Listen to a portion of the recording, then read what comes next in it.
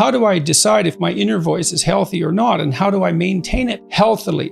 How can one tell if one's inner voice, judgment, or conscience is a healthy one and not a voice that is the result of an unhealthy mind due to past experiences?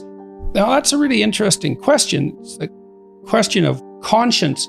I continually ask frequently, let's say, or yearly, ask my personality class attendees if they heard the voice of conscience, if they had a feeling, an emotional state, let's say, or a voice that informed them when they had done something ethically wrong and that perhaps made them guilty as a consequence. And it was essentially a universal experience. And that's the voice of society within, I suppose. That's one way of thinking about it. The Freudians would think about that as the voice of the superego.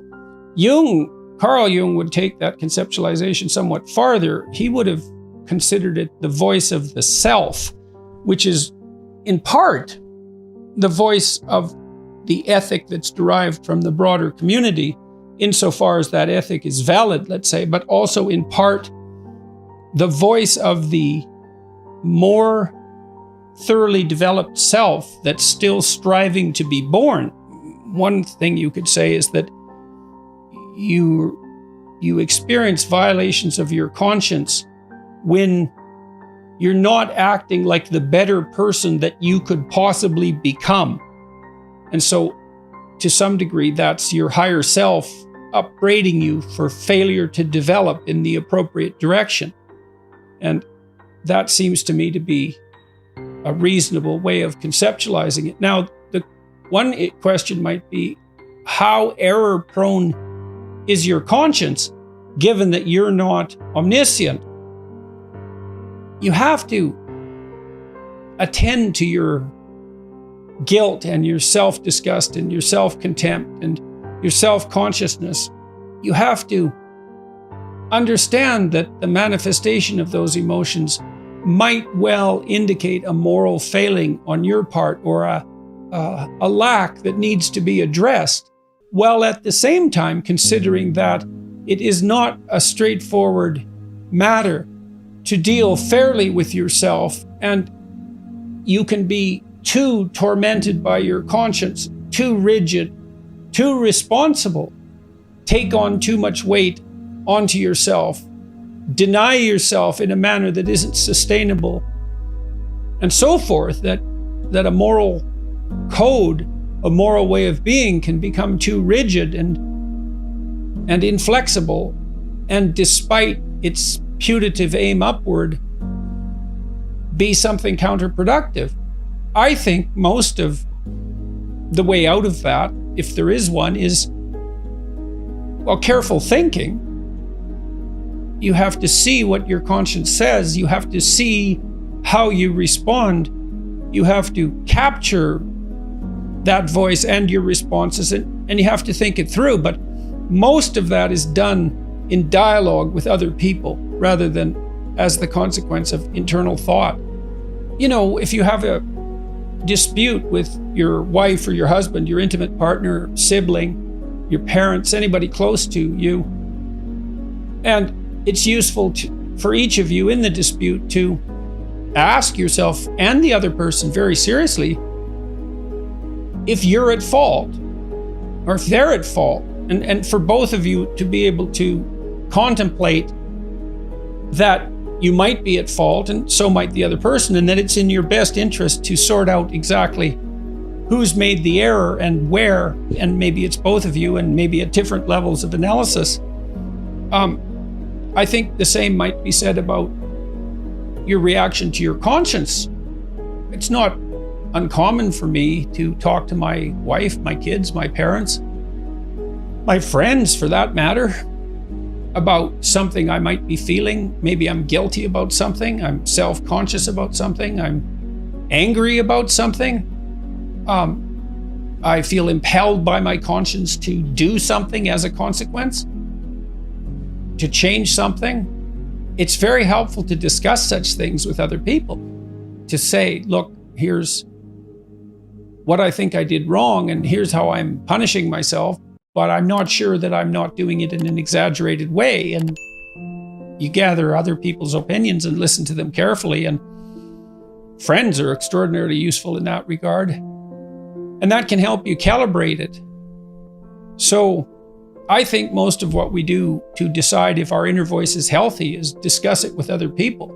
And I believe, as I pointed out in my last book, explicitly, that tremendous amount of our sanity is maintained as a consequence of social interaction. So you can't find your authentic self merely as a consequence of a journey within, I would say. You're not, there's just not enough of you. You have to be informed by the broader social world. What is the best way to avoid falling back into nihilistic behaviors and thinking? Well, a large part of that, I would say, is habit, the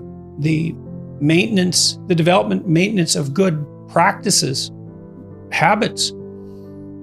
If you find yourself dissolute, neurotic, if your thought tends in the nihilistic direction and you tend to fall apart, organizing your life across multiple dimensions is a good antidote. It's not exactly thinking.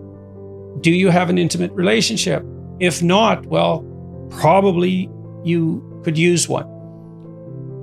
Do you have contact with close family members, siblings or children or parents, or people who are even more distantly related? If not, you probably need that. Do you see your friends a couple of times a week and do something social with them? Do you have a way of productively using your time outside of employment? Are you employed? Do you have a good job, or at least a job that is practically sufficient and that enables you to work with people who you like working with, even if the job itself is mundane or repetitive or difficult? Sometimes the relationships that you establish in an employment situation like that can make the job worthwhile. Have you regulated your response to temptations, pornography, alcohol abuse, drug abuse? Is that under control?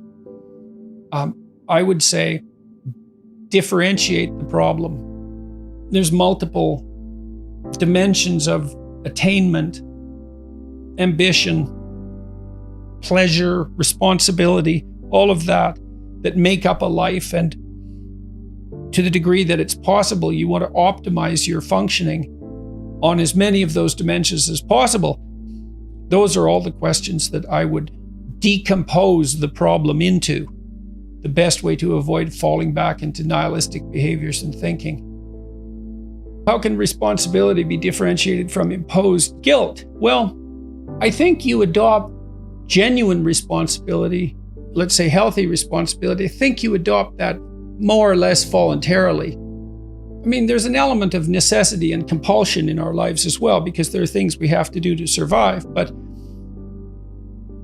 if you've explicitly formulated a set of goals and you're pursuing them, then you've adopted the responsibility to act in a certain manner to make those goals realize themselves. That's responsibility that you've adopted rather than responsibility that's been imposed on you, assuming that you've thought through the goals and you find your spirit in harmony with those goals.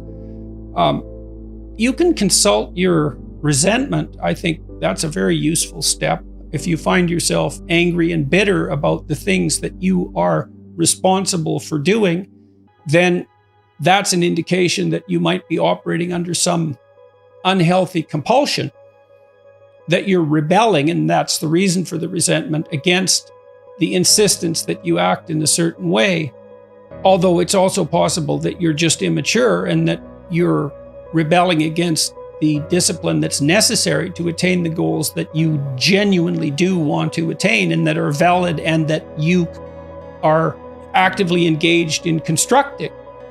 So you have to get that straight, and some of that's a consequence of thought, and again, some of that's a consequence of discussion with other people with whom you're intimate enough to have a conversation like that.